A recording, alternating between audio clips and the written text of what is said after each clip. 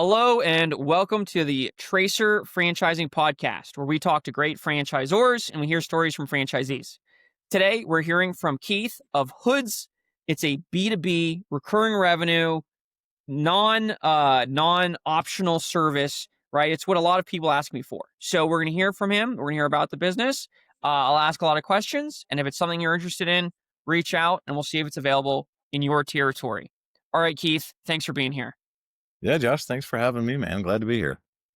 Yeah. And like I said, this is an exciting franchise, right? This is something that when especially I get a lot of guys who, MBAs and they're like, I need something that's non-cyclical. Everybody needs it. It's recurring revenue. It's mandated. And it's like for Hoodz, it's like check, check, check, check, check, right? Mhm. Mhm. So before we get into the franchise though, tell us a little bit about you. How'd you came to being at Hoodz, and then we'll start talking about what it is exactly. Yeah, for sure. So after I graduated college, my family had a property management business, and that was in Florida, Orlando, Florida specifically. So I'm originally from Tennessee and moved down to Florida to join the family business, and it was great. We were it was actually a franchise model, so we had two different businesses. We had one franchise that was a short-term rental property management business, and then we started a long-term property management business actually during COVID, because obviously COVID was taking a hit to the Airbnb industry. So we pivoted ourselves, and both were really great businesses. But my family's from Nashville. We're all living here in Nashville. So and then in 2023, 24, there was a huge rush. So a huge amount of demand in the industry. So we thought, this is probably a good time if we're ever going to pivot and sell a business. This is probably a good time to do it. So that's what we did. We sold the businesses, and it was great. Again, it was family business. So my family was, basically had the opportunity to retire and become full-time grandparents for with my nieces, which they did. And then myself, I started working for the franchisor at that point. Again, we were usually, top 5 franchisees for a long time. So I was able to join, and it was actually in the franchise development part of the business. So it was great to be able to use, my experience and knowledge in the business and a development role, which is really cool. And one thing led to another. Met the guys at Belfort Franchise Group, which is kind of the parent company for Hoodz. Actually at a conference, and was able to jump on board here relatively recently, almost a year ago. So it's been great. Cool. Yeah, I mean, Belfour's a great company to work for.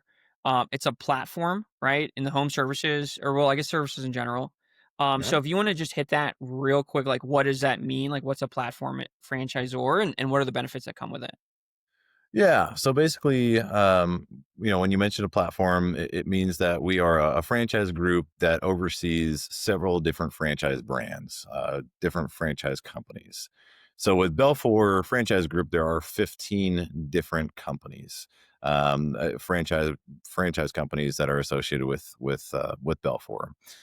The way we got into franchising was actually through Belfort Property Restoration, which a lot of people know about. But when there's a natural disaster, when there is a hurricane, home floods, home catches on fire, you call a restoration company. And Belfort does a lot of the big commercial jobs throughout the U.S. and Canada and 30 other countries.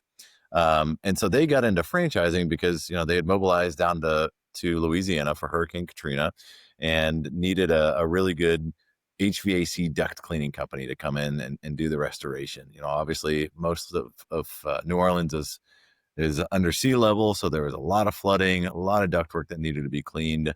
So they contract the work out to a company that was called Ducks, fell in love with the concept, and ended up purchasing Ducks, and that was back in 2005. So that's kind of how they got into it. And every brand that they've added pretty much since then has been in some form or fashion related to the restoration industry. So if you think of, when Belfort gets called out to a job, what do they need? HVAC duct cleaners. Okay, that's a great one. But what about, dumpster rental company? And what about plumbers? What about carpet cleaners to clean carpets after the restoration's been done? And then, continuing on into the future. And then, more recently, pest control. So there's a lot of different things. Junk removal is another one. So we've got just a lot of different brands related to the restoration industry.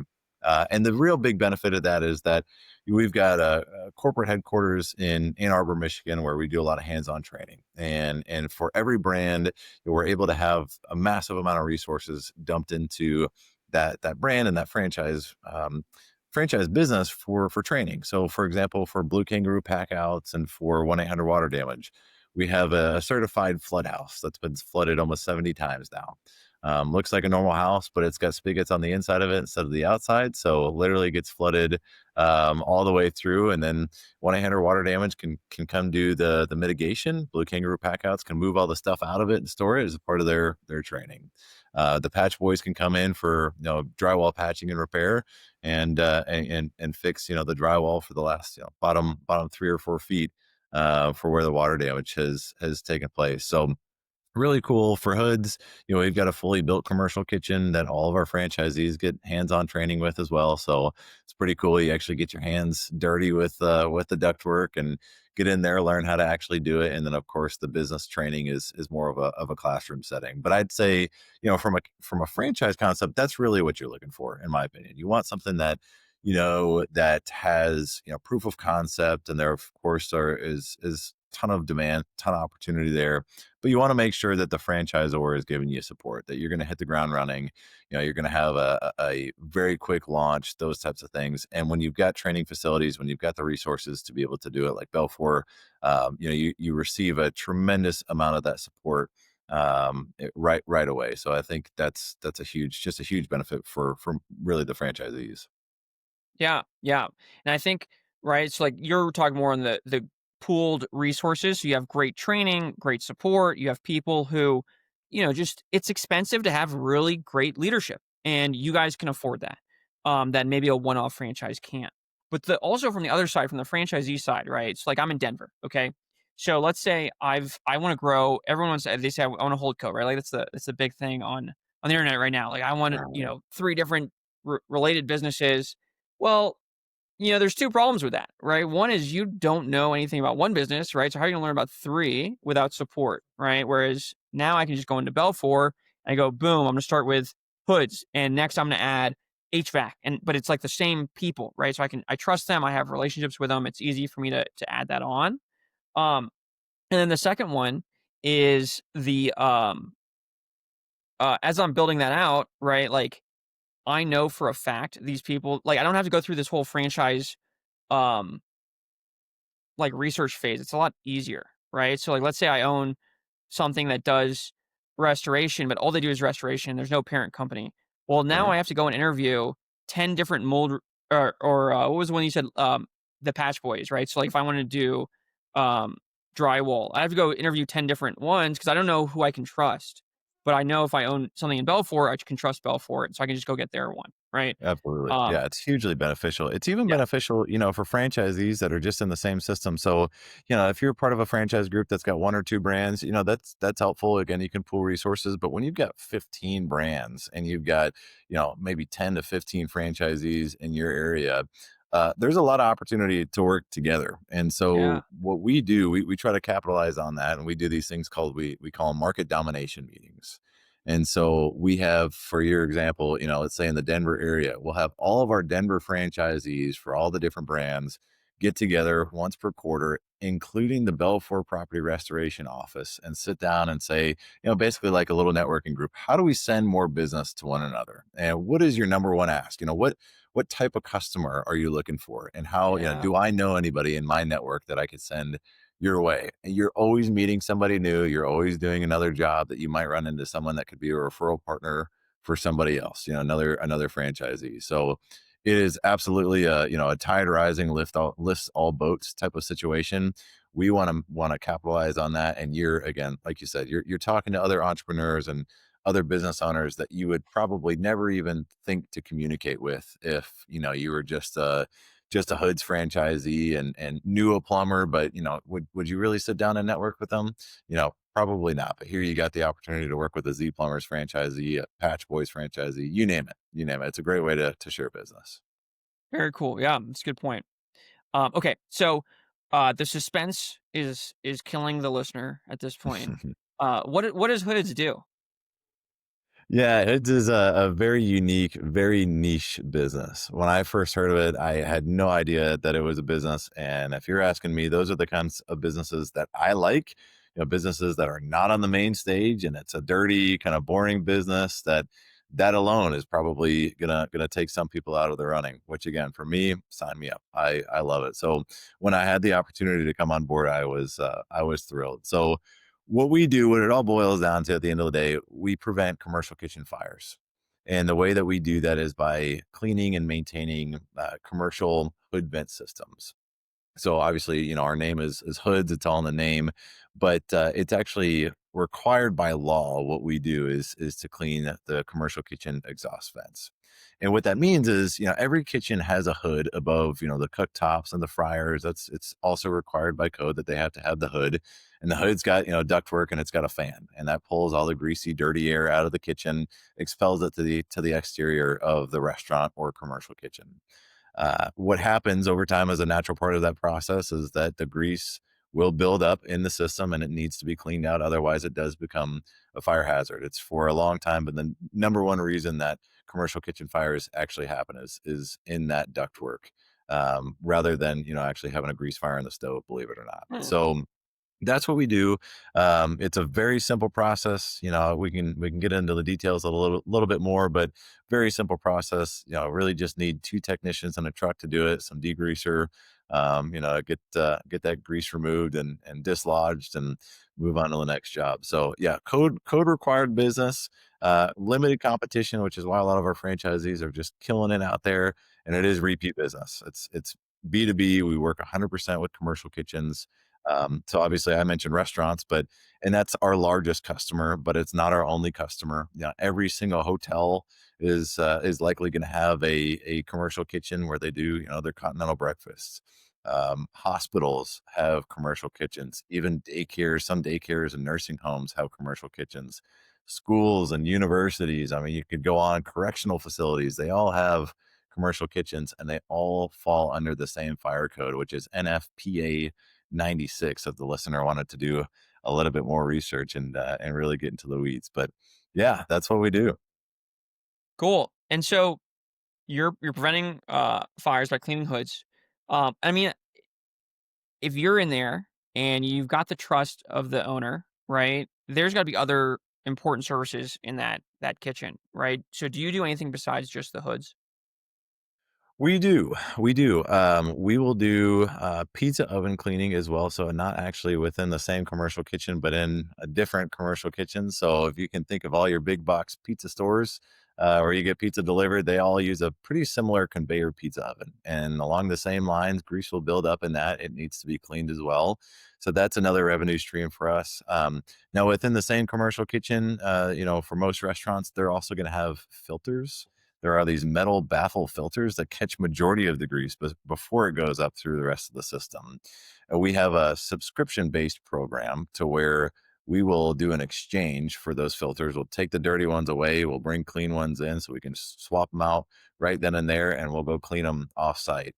And that's really sweet because, again, that's a subscription based program. So you know that you need to do it every week or 2 weeks. And it's just going to happen over and over and over, time and time again. It's also really nice because you can get a really nice book of business and client list built up with your hood cleaning business, and then bring on filter exchange and just advertise directly to your current customer base. So be able to you can bring on a revenue stream without having to do a ton of additional sales, which is super nice. Yeah, yeah, awesome, awesome. And then you mentioned right that you go in and it's necessary, and so let's talk about customer acquisition, right? Because Yeah. if it's necessary by law, that means everybody that I want to be my customer is already being serviced by somebody else, right? hmm So hmm how are you going in and or the franchisees and convincing owners to switch to them? Yeah, really fair question. And you would actually not believe how many inquiries our franchisees get from restaurant owners reaching out to them. Um, it is a very interesting state of our industry, and I think part of the reason why we're growing so substantially from both a new franchisee perspective, but also from a revenue perspective for franchisees, our competition is just simply not good. I mean, we have a ton of fly by night operators. We've got people that have a pressure washing business, think it's the same process, think it's the same thing. You're just running a pressure washer through a system and cleaning things, and it's not. So they figure out that it's a lot more detailed, it's a lot more involved, it's a lot more difficult, quite honestly, than just running a pressure washer around. And so they're in the business for a year, they're out the next year possibly. Or a lot of folks that they worked in a commercial kitchen. They learned that you needed to do this work, and they thought, again, go out and buy a pressure washer from Home Depot, throw it in the back of my pickup truck, and I'll start this business myself. But that person's never run a business before. They've never actually cleaned hoods, so they've been watching YouTube videos and figuring out how to clean hoods that way. They don't understand the fire code, and that's really all the restaurant owner cares about at the end of the day. Not only is the fire inspector and the fire marshals looking at this stuff, but their insurance company is looking at this stuff. They want to make sure that they're doing a certified clean every single time they get their hood system maintained, and that's a big deal. Again, you can't just do that. So it's again, it's amazing how much business our franchisees get from word of mouth, some people looking for a good hood cleaner, or simply from them looking online and the digital marketing efforts that we do. But outside of that, there's a lot of sometimes it's a matter of a restaurant owner or commercial kitchen manager just doesn't know who you are yet. They don't know what they don't know, and so all you got to do is you got to walk in, you offer to do a free hood inspection, and sometimes it's quite literally as easy as putting your phone on a selfie stick and putting it up in that ductwork and taking a couple pictures. The sticker on the hood says that it was done 2 months ago, 3 months ago, but there's caked on grease that there's no way they've touched it for, half a year, if not more than that. So once you show some of that, the pretty interesting pictures and evidence to the restaurant owner, again, it doesn't take a whole lot to change their mind with us coming on board. So that's a big thing. I mean, we've got a lot of differentiators for what we do, which is another important thing. When you look for a franchise, what are the differentiators that you get? Because you want to have more than just an international brand, right? You want to have something that's going to stick. And for most of our competition, they just simply don't have that. Like I mentioned, they just started the business, and they want to go clean a hospital restaurant, but you're Joe's, exhaust vent cleaning company. You don't have any differentiators. We have an internal certification process that every single technician goes through, and we make sure to let the restaurant owners know that too, and the commercial kitchen managers know that when they step foot into that restaurant, they're well versed on how to clean a hood. They know what to do, they know what not to do, they know what that fire code means and what they need to do to have a fully code certified clean.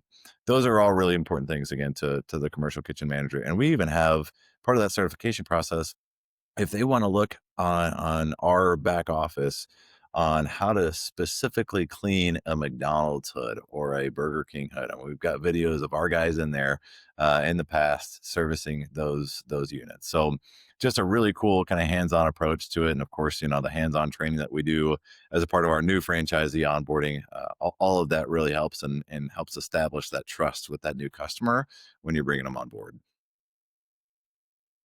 Yeah, yeah, for sure. And I think, all that makes sense, right? So basically, there's also like a number of new restaurants. Like I'm on the list in Denver for Mhm. every new openings of restaurants, and it's like 20 or 30 get opened every week. So it's like you have new ones, you have guys who are suffering from churn, right? The business that was servicing them is now out of business because that guy Mhm. doesn't like doing it or wasn't good at it. Um, and then you have people where you just walk in, like you said, and they're not doing a good job because it's just some dude who thought he could do this, right? And Right. this restaurant owner has to basically like you don't think about that, right? You're thinking about making great food. So if you find a guy and it passes an inspection, you're gonna go, okay, whatever. I'm not gonna go find a new one. But if Mhm. I come up to you and I say, look, that smell that you've probably been smelling or whatever, right? Just let me take some pictures. Like that's a really Mhm. easy sale once I see this guy's doing a bad job, right? 100%. Yeah, Um, and so a that restaurant makes owners I'm sorry. I was just gonna say, I was gonna say that makes a restaurant ton of owners. sense. Yeah. Yeah, and those guys are 7 days a week, right? They have to battle their own staff, keeping their own staff in place. They manage changing food prices, which have an impact on, their business and their margins. They've got, the hood system. They've got the dining area. There's so much that they're worried about on a day-to-day basis. They really don't wanna have to worry about their hood cleaner. It's the last thing that they really wanna worry about. And so if their team, their cooks and their staff walk in that morning to start prepping for the day and start cooking food, and there's a mess in the kitchen. Plates are everywhere. There's a mess on the floor. There's grease on the floor. The pilot lights are off on the cooking equipment. It looks like a mess. They're going to give us a call really quickly, really, really quickly, because again, they just simply don't have time for that. And our competition does stuff like that all the time. They're washing filters, behind the restaurant. They're leaving a mess behind the restaurant. Just, a lot of these simple things that you want to make sure that you do right. That again, that's where we come in and offer a much more professional level of service. Yeah. Yeah, that makes a lot of sense. Okay. So you mentioned it's a dirty business, right? Which is I think is a good thing, right? Because that's why the competition is where it's at. Um, but some guys are thinking, I got a white collar job, right? Am I gonna be cleaning hoods for the next 10 years? Right? Is that the business I want? What is the owner Mhm. doing? Yeah, very fair question. And we've got a mix of franchisees, of owners in the system. We've got number of folks that, yeah, I mean, they're in private equity, they're in banking, they're in finance, even folks in healthcare, and then we've got some folks that were blue collar, before this. So we've got a really interesting and healthy mix. But at the end of the day, our business coaches say it time and time again, you never want to be your best technician. So are you as the franchisee, you as the owner, are you doing the work yourself? The answer is absolutely not. And there's a couple different reasons behind that. Obviously, it's hard to scale if you're the one that's working in the business. And that's, business wide. I don't care what the business is. If you're working in the business, you're not working on the business, and it's hard to scale it. So that's part of it. But it's even more important with what we do, because since restaurant owners are operating 7 days a week in most cases, they don't want to shut down their restaurant to clean their hoods. So we're coming in after hours and doing our work. We Mm, don't want the franchisee to have that graveyard shift schedule. It's the technician's job to have the night shift schedule. The franchisee needs to be operating during the day. They need to be out there bidding new jobs, and they need to be out there shaking hands with restaurant owners. The franchisees or the owners are the ones that review the reports that their technicians are putting together when they do the cleans, and then kind of prettying up those reports, sending them to the restaurant owners. But that's their way of staying in the business. They can see how everything looks. They can see the job if it's getting done correctly by the technicians, and they're managing that. They're managing their people, but that's what they need to focus on. They need to focus on managing the guys that or girls that work with them. They need to focus on sales in the business and continuing to grow it. And that's the franchisees that do really well in our system. They are pros at that. They do great things like they got PlayStations and Xboxes in their office, and before the guys go out, they'll come to work an hour early just to hang out and chat with the other technicians before they dispatch. Or the franchisees, before they go out, they're figuring out, all right, what are the challenges we had for the past week or 2 days that we can focus on tonight? What are things that you guys need, that I can help out with? And that goes a really long way for the technicians, and quite honestly, a really long way for growing the business. okay. Very cool. So it sounds like a good owner is a leader, right? Who cares about his guys. They're willing to get out and meet restaurant owners and maybe walk in cold to some restaurants if needed. Um, what other skills? What other skills does a good owner have? Yeah, I'd definitely say some of those soft skills are extremely important. Obviously, hard skills, financial management is gonna be important. Now, we don't have long accounts receivable. We should be able to hit the credit card or bank account the day that we do the clean. So it's another huge benefit of this business.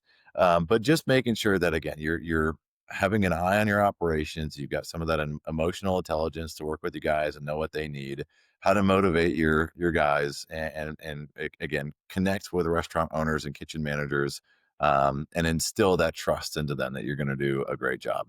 That's really a huge part of what we do, and a lot of it does really come down to people. Those franchisees that are great with people, they do a great job of scaling the business.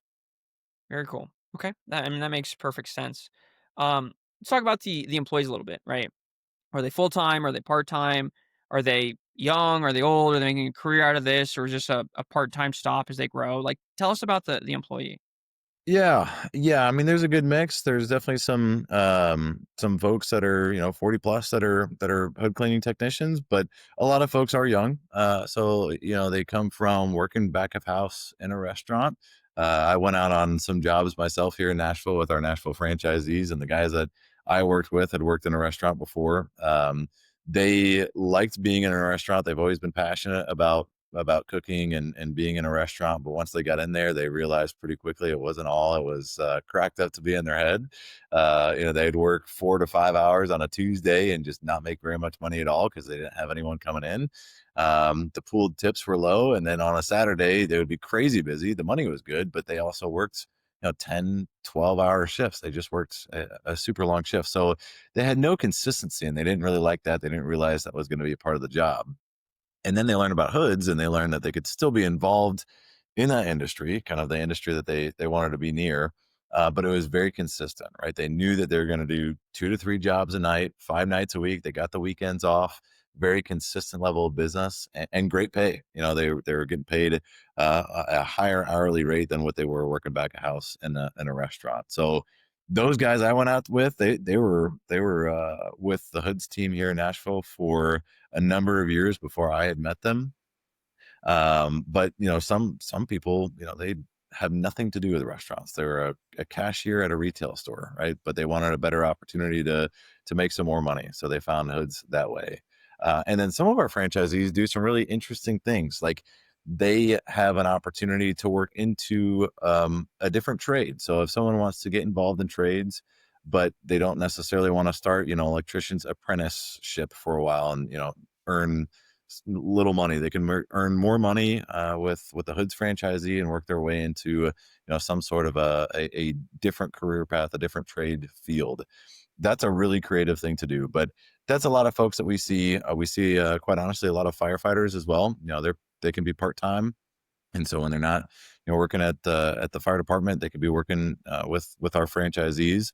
But early on, you probably are finding some part-time guys very quickly transitioning to full-time guys. And then, it would change. Maybe you get some more part-time guys as you start to add more vehicles. Once you get that second, third, fourth, fifth van, whatever it may be, you might need a part-time guy or two just while you're continuing to fill out that van. But again, really just in those transitionary periods would you be using part-time labor. For the most part, it's going to be full-time guys. Awesome, awesome. Yeah, and that that's just the reality of a business, right? That's selling like this is you can only give people full time work if you have enough jobs for them, right? But Uh-huh. then once you hit it, you want them to stay around, right? So you give them that work. Okay, Uh-huh. cool. All right. So let's say I'm a franchisee. I went through this. I said, wow, this sounds like a really interesting franchise. You go through the discovery process, right? It's usually 2 to 3 months, where I get to know the team. I meet franchisees. I read the FTD. Um, and now, okay, I need funding, right? So, this is a relatively low cost franchise. So, talk a little bit about what it takes to get into the franchise. Any perks you have for veterans, and how do you see people? Are they financing it? Like, what's kind of the deal there? Yeah, yeah. So I agree with you. I think it's relatively affordable. So total estimated initial investments about $200 to $250,000 to get in with Hoods.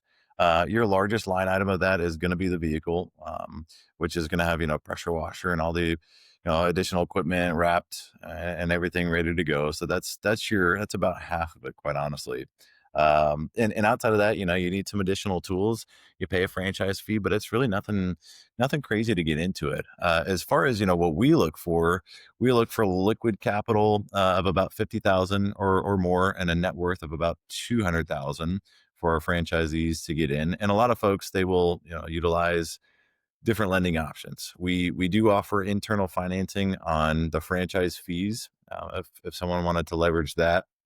But we do a lot of SBA loans, Rob 401k rollovers, you name it. There's a lot of different ways to be pretty flexible with lending. So We do offer the veterans discount as well, so it's a 20% discount on the franchise fees, which is great. We really appreciate veterans. So again, thank you, Josh, and it's just really important for us. So yeah, we definitely want to offer the veterans and even first responders. I mean, that's huge for Belfort. We work with a lot of first responders around the country. Our CEO Sheldon Yellen, he's got a TV show called Hearts for Heroes or Hearts of Heroes, where he goes around and he interviews first responders and folks that Belfort comes in contact with all the time. So we'll do a discount for first responders as well. But yeah, I mean, doesn't take a whole lot to get into it. We see a lot of folks will leverage financing, and again, if they've got roughly $50,000 in liquid capital, they can get started pretty quickly. Very cool. Okay. So now we've got it financed and we're moving forward. First thing we gotta do is we gotta get trained up, right? So you talked there's a commercial training. So like how long is training? And then the first, 1 to month 12, what's the support look like from you guys? Yeah. Yeah. So, like I mentioned, we're headquartered in Ann Arbor, Michigan. Our franchisees actually see the training facilities, see the equipment and the equipment package that they purchase before they sign up. We do a meet the team day, which I don't think there's a lot of franchisors that do it quite like we do. So they get to see everything. They get to meet all the different teams, the marketing team, we've got national accounts with Hoodz and several of our other brands as well. So meet that team, meet the business coaches and the operations team before they end up making this thing official. So it's really cool. And that's before you sign a franchise agreement, but you'll go back out once you do sign a franchise agreement for training, which is going to be a 2-week in-person training. And so it's kind of split up into two sections. You've got your technical training, which is where you're actually learning how to clean hoods and how to clean pizza ovens, what that looks like day to day, what the process is, what a fan motor looks like, how to clean those fan blades, what the ANSI system is, and how to avoid it like hell, because you definitely don't want to set that thing off. It's expensive to recharge that. Basically, that's a fire suppression system.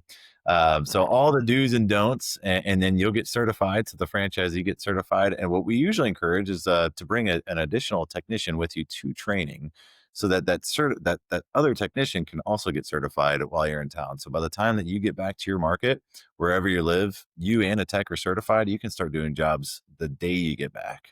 So that's usually what we recommend. And then the franchisee will get more details too on ownership training. So bidding out new jobs, accounts receivable, the integration that we've got with QuickBooks and our accounting software, how all that works, everything from start to finish on operating the business, what the best practices for sales, all that kind of stuff.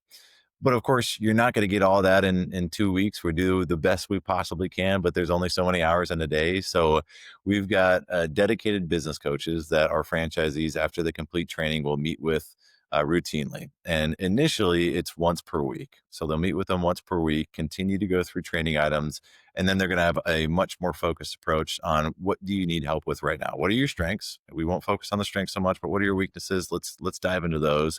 Let's make sure that we attack those, and so that you're growing this business very, very early on, and again, have a very targeted approach. So that will be weekly for a while, and then that will turn from weekly to biweekly and eventually to monthly, as franchisees just have a better understanding of the whole system and their business.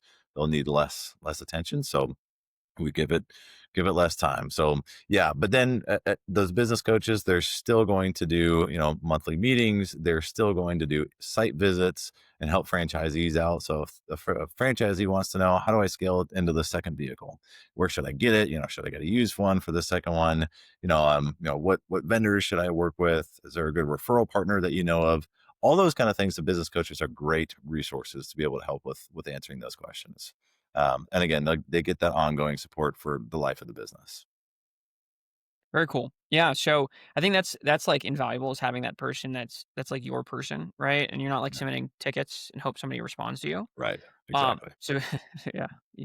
Anyway, very cool. So okay, so I'm a franchisee. I went through my 10-day training. I got certified. I'm growing. I'm following my business coach. I've got a couple vans out. Um, do you have guys who hit one and they're like, you know what? I want to start a second or a third. Do you have a lot of multi-unit franchisees? Yeah, about half the franchisees in our system own two or more. So we've got a ton of multi-unit guys, which is I think that's always great to see. In fact, over the past 3 years or so, a lot of our development has been from, or a lot of our change in ownership has been larger or medium-sized franchisees buying out smaller franchisees and expanding their territory or expanding into open territory because they've got a model that works. They love the business. They got a great team. It's just prime for growth. And I think that's a really good sign of a really healthy franchise system, quite honestly. So that's been the case. We do still have, a lot of great areas, territories that are available and multi-unit ownership options with Hoodz. So, we are by no means, slowing down anytime soon as far as, franchise development goes. And our franchisees are definitely not slowing down in terms of their scale. So again, like I mentioned, I think now is just about as good of a time as there will ever be because franchisees continue to grow. They are continuing to gobble up those available territories, and we still have a lot of good open available territories right now. So we'll think the next 12 months or so are just going to be some really strong growth months for franchisees, again, revenue wise as well as new territory wise. Awesome, awesome. And so, how big's the territory? Well, we basically carve out territories by restaurant count. So it's not by population like a lot of franchises do, because since that's our number one customer, we want to know how many are in an area. So for our standard franchises, we're looking at 1,600 to 2,000 restaurants per territory. Again, that's before all the additional commercial kitchens. So you're probably looking at, I'd say conservatively, another 600, maybe up to 800 additional commercial kitchens outside of those restaurants. Again, I'm trying to be a little bit more conservative there. So huge territories, large populations with that as well. Yeah, yeah. And so the reason I brought that up, right? I knew it was by restaurant, is because I think the best franchises make their territories by their target customer, right? I see these guys who service parking lot striping, but they do it by population. It's like, Mhm. who cares? If Yeah. there's a million people and there's 10 parking lots, like who cares? Um, Hmm. it should be by parking lots, right? And for you guys, your main person's restaurants, so it should be by restaurants, and that's exactly what you do, right? And so what that tells me is that you're not Belfour's on the business of selling franchises and getting franchise fees, right? They're in the business of having successful franchises that can scale their business. Um, so I feel, you can probably hear I feel a little passionate about this. I wish more franchises did it that way. You and me both. You and me both. I think it's Yeah, super important. And yeah, I mean, we definitely want to have that focus, but we are by no means afraid to tell a franchise candidate, do market research. Hoods specifically, go talk to restaurant owners, go talk to your fire marshal, make sure that this thing is a great fit for you. Our leadership, I mentioned Sheldon Yellen, our CEO and president of Belfort Franchise Group, Rusty, they'll say it all the time, do we want to grow? Do we want to sell, more franchise locations and dominate industries? Absolutely we do. Are we going to sell a franchise to just anybody and everybody and potentially harm the reputation of the system?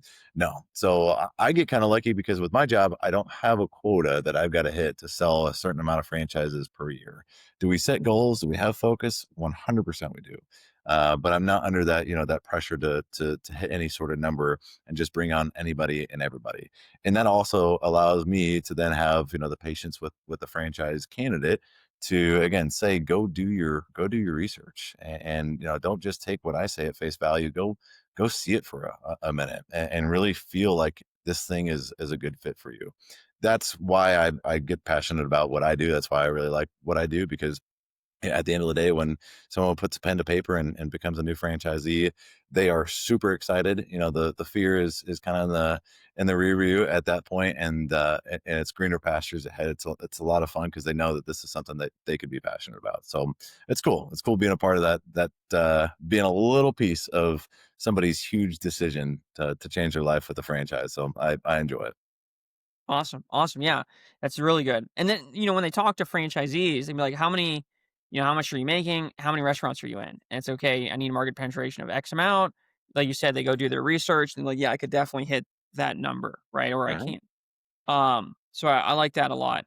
Um, Very cool. And then, okay, so let's say we've grown, we've scaled to a couple territories. Do you have guys? I mean, you've been around. This has been around 2009, right? It's been a franchise since 2009. Yep. Have you had guys who've exited? And I don't know. I guess that number's not on the FTD, but do you have guys who've exited, and you'd have franchisees who could talk to that? Absolutely. Yeah. Yeah. We've certainly had some franchisees, sell their businesses and in the recent history, which has been great. It's been a great thing for them. So similar situation to what my family's gone through, when you've got a franchisee that's been in business for 10, 13, 14 years, you're starting to think about, well, what's the next chapter? Is this thing a legacy business? Do we pass it on to the family, or do we sell it? Do we sell it to somebody new and try to cash out for retirement? And that's what a lot of franchisees have done. I mean, we have had some legacy businesses, but we've got had some franchisees sell in recent history, which is again, it's been fantastic. So they have they'll get a multiple on earnings, which can vary. It definitely depends on the industry. It depends on the overall economy, but we've seen a lot of very successful exits over the past few years. And even better to see, we've seen the franchisees that come in that buy those existing businesses take them and run. So they continue to grow them year after year and do some pretty cool things. Maybe there are some process improvements that could have been implemented, and a new guy can come in with fresh ideas and a fresh mindset and take it and run. So absolutely, we've seen a number of franchisees move on to a happy retirement. Awesome. Awesome. So we've gone through it, right? We know what it does. We know how they get customers. We know how we get trained, grow, scale, and exit, right? So the last piece here is the future of Hoodz, Belfort, right? Where do you see this going in the next 2, 5, 10 years? Yeah, so Hoodz is going to continue to expand. So we've had double digit growth year after year in terms of again revenue for our franchisees, which is always fantastic. This year we've had a great year in terms of growth for new franchisees coming into the system. We're going to want to continue on both of those fronts for the next 2 to 5 years, which is going to be great. We just recently started franchising in Canada again. Mhm. Just recently brought on a new franchisee in Ottawa. So that's super exciting. Basically, the entire greater Toronto area is wide open. Vancouver's wide open. Calgary's open. So we just have a lot of exciting things to be able to expand into. So we'll continue to do that. Belfort is going to continue to do what they do, and they'll probably end up bringing on some more brands. There's absolutely a hunger for Belfort to get into more industries. So they'll probably do that and continue to focus on the systems, processes, and training that we've got for our current franchisees too. So kind of work both sides of that coin from Belfort's perspective. Awesome. Well, very cool. So let's kind of wrap it up here. What's something that you'd want a potential, right, person who's going to look at franchises to know? Like, what's the one thing that they need to keep in mind as they go through this process? Yeah, I'd say that number one, again, try to really do some soul searching. Make sure that's evaluate if it's a good fit. Do you mind a dirty business? Do you like something that's not necessarily glamorous 5 days a week? But also be open to learning. And when you're doing that market research, when you're talking to franchisees, put yourself in their shoes. Can you really see it happening? But at the end of the day, if you're looking for a really solid opportunity, something that is 100% B2B, that's got a lot of scalability and potential within the industry, or within a massive industry. I mean, restaurant industry is estimated to be a $1.2 trillion industry by 2030. So it's just it's a massive industry that we're a part of. And so, yeah, if you're looking for something like that with huge growth potential, I would love to chat. Always happy to help answer questions, or like you mentioned, we can work together, Josh, to figure out if there is an open territory with Hoods, and see if it's a good fit. Awesome. Thanks, Keith. So, Yes, guys, sir. as a reminder, if you want to learn about Hoods or any other franchise that might be a good fit, reach out to me and I'll find out if that territory is available. I'll have a link below. The number one question I've been getting recently is, am I financially ready for a franchise? So I have a free guide, as well as links to models that allow you to create what I call the personal balance sheet, as well as the personal cash flow statement. And using that and the information I've laid out in the guide, you'll know if you're ready or if you need to wait a couple years to build up that balance sheet. And then once you work with me, we have a deep workbook as well as an interview to make sure see what a fit is, right? Maybe you think it's one thing, but it might be something completely different. And I'll help you through that the research process, number of tools and guides there as well.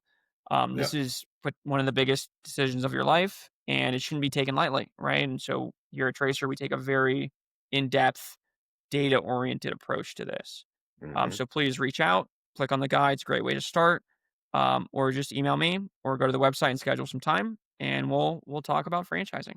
Yeah, Thanks again, Josh. Keith. I just Yeah, go ahead. one thing I say because I'm fairly connected, with franchise community, family was franchisees ourselves, and can't tell you how many times I've seen franchisees say that I wish I would have worked with a consultant before I jumped into a franchise because it's one of those things again.